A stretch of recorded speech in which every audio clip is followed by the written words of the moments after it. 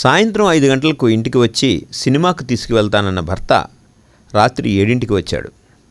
దాంతోపాటు భార్యతో పోట్లాటకు దిగాడు. ఆ భర్త పరిస్థితి ఎక్కడికి దారితీసింది? అదే పరిస్థితిని ఒక తెలివైన భర్త ఎలా ఎదుర్కొన్నాడు చెప్తున్నారు జన విజ్ఞాన వేదిక వ్యవస్థాపకులు, ప్రముఖ వైద్యులు డాక్టర్ వెన్నపూస బ్రహ్మారెడ్డి. ఈ ఆసక్తికరమైన సన్నివేశాన్ని ఆయన మాటల్లోనే వినండి. చిరునవ్వు ప్రాముఖ్యత తెలియజేయడానికి మరో సంఘటన మీకు చెప్తా. ఓ స్కూల్లో హెడ్ మాస్టర్ ఉన్నాడు. స్కూల్లో టీచర్లు చాలామంది ఉంటారు కదా, అందులో ఒక టీచరు హెడ్ మాస్టర్ని ముందే పర్మిషన్ అడిగాడు. ఈ టీచరు ఇంటి దగ్గర ఆయన భార్యకి 5 గంటలకు రెడీగా ఉండు, మనం సినిమాకి వెళ్దాం అని చెప్పేసి వచ్చాడు.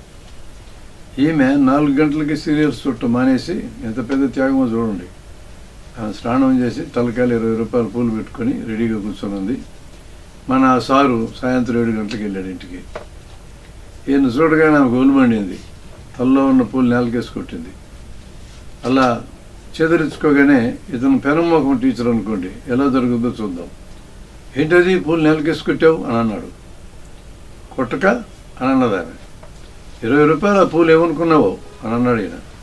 20 కాకపోతే 100, నువ్వు ఎన్ని గంటలకు వస్తాను, ఎన్ని గంటలకు వచ్చావు అని అన్నది ఆమె.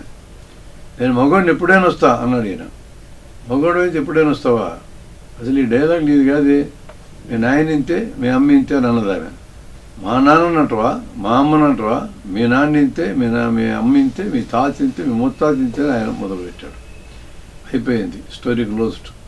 ఈరోజు బొచ్చులో బొమ్మరాయి, తిండి లేదు, సినిమా ఎటు పోయింది. ఇలాంటి పరిస్థితి పెనముఖం ఉంటే వస్తుంది. అదే చిరునవ్వు ముఖం ఉన్న టీచర్ అయితే ఏం చేస్తాడు?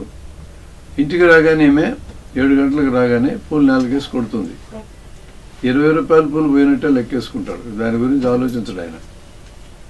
అది కాదు అయి, నేను అసలు 4 గంటల నుంచి ఇంటికి పోతానని చెప్పి హెడ్ మాస్టర్కి చెప్తే ఆయన ఏం చేయాలి, నువ్వు 4 గంటలకు పోయాను అన్నాడు. నా భార్యకి మాట ఇచ్చిన సార్, నేను సినిమాకి వెళ్తానని చెప్పాను, నేను అదే పనికి చెప్పా.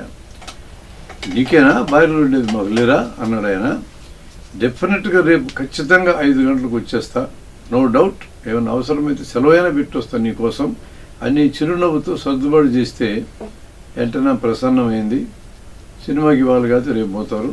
కానీ ఇంట్లో పెద్ద తగాద ఒకటి రాకుండా పోయింది. ఈ మాత్రం తెలివితేటలు పెళ్ళైన వాళ్ళందరికీ ఉంటాయి.